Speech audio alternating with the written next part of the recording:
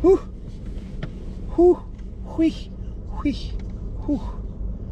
We are just outside of Savannah, Georgia. It is 83 degrees. It was 50 when I left Wilmington this morning. I had to get out of the car because my back is killing me from sitting in this car. Also trying out, I've got the old camera butter ND filters in. So I'm gonna try those out and get back on the road.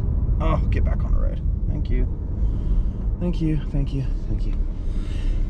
And the gas station Coca-Cola spewed at me. Made me unhappy. So I know it was gonna taste like ass.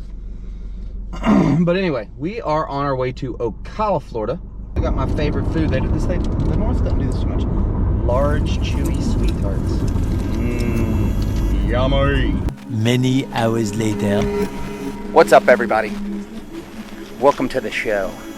So my buddy over here, this is Austin. Hi, Austin. I'll link him in the description. He said, come to the farm, come to Florida, it's great, the weather's nice, yeah. So it's hot as here. I mean, very hot. And it's starting to drizzle, and the mosquitoes. It's like Nigeria-sized mosquitoes. I mean, they don't take blood, they take pints.